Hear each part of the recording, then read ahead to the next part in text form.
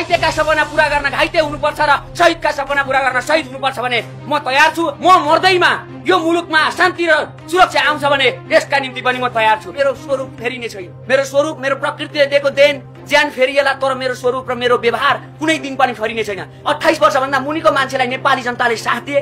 त्यहाँ कुन पार्टी, कुन धर्म, कुन जाति, कुन लिङ्ग, कुन वर्ण होइन, नेपाली जनताका सन्तानहरूले परिवर्तन चाहेका रहेछन् र गरेका रहेछन्। आन्दोलनकारीका मागहरू जसरी पनि पूरा हुनुपर्छ। आज के देखियो?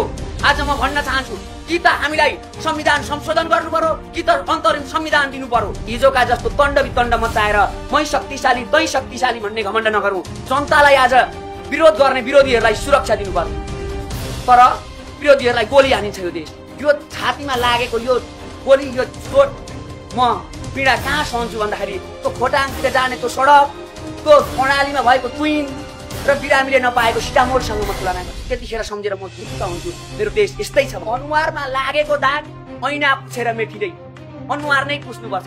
त्यसो हुँदा आज ऐना पुस्न खोजिँदैछ भनेको अरूलाई दोष देखाउन खोजिँदैछ। त्यसो हुँदा अनुहारमा लागेको दाग मेट्नुपर्छ भनेदेखि अनुहार नै पुस्नुपर्छ।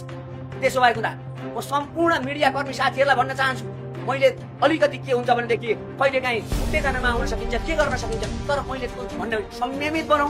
यो मुलुक हाम्रो हो। एजेन्डा 2, 3 चोटि 4 चोटि 5 चोटि मिडिया मार्फत भनिसकेको छ। यिनै हुने एजेन्डा।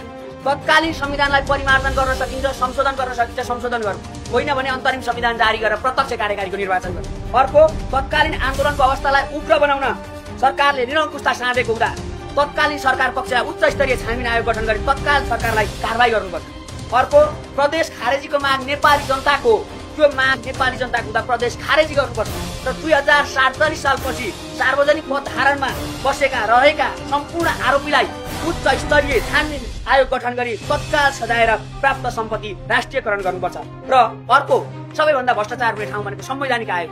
यो संवैधानिक आयोगमा पनि नियुक्ति प्रक्रियामा पनि एउटा राजनीतिक दबाव र प्रकाप होइन, परिवारवाद होइन, प्रतिभालाई प्रायोरिटी दिएर अगाडि बढ्न जरुरी छ। अर्को, विश्वविद्यालयमा रहेका, हामी त विद्यार्थी हौँ, विश्वविद्यालयमा रहेका ती सोभियु, ती मतलब कि विद्यार्थी संगठनहरूलाई तत्काल हटाएर विद्यार्थीको हित र पक्षमा काम गर्नुपर्छ र प्रत्यक्ष कार्यकारी प्रधानमन्त्रीको नेतृत्वमा विशेषज्ञको टोली, प्रतिनिधि सभा एक खालको बन्छ, कानुन बनाउँछ प्रतिनिधि सभाले, तर विशेषज्ञको टोली जो कि एउटा कृषिको मन्त्री हो बन्न पर्यो भने संसार पढेकाले होइन, क्या कृषि नै पढेको मान्छेले मन्त्री बन्नुपर्छ। त्यो हुँदा विषम परिस्थितिलाई यतिखेर निर्कल गरेर मुलुकको परिवर्तन गर्नका निम्ति र जनताको अवस्था सुधार गर्नका निम्ति अगाडि बढ्न जरुरी। अर्को कुरा के छ भने अहिलेको आन्दोलनमा जुन तरिकाले यो आन्दोलन यो एउटा फेट बन्न जान्छ, कुनै पनि देशमा आन्दोलनकारीलाई जेल हालिँदैन।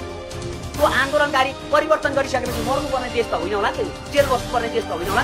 सरकार हलिसकेको छ, अर्को नयाँ पद्धति आउन थालिसकेको छ ताकि यो स्थिति भएको छ। अर्को, आन्दोलनको सुरुवात जेनजीले गरेको, तर नेपाली जनताले साथ दिएको भएर नेपाली जनताका माग र एजेन्डा र मुद्दाहरूलाई सम्पूर्ण, यो देश जेनजीको मात्र होइन, हस्पिटलको बेडमा भएको भर्खर जन्मेको शिशुदेखि घरमा उसमा बस्नुभएका खाटमा सुतिराख्नुभएका बाले सुत्दा यो देशमा चाहेको परिवर्तन यही खालको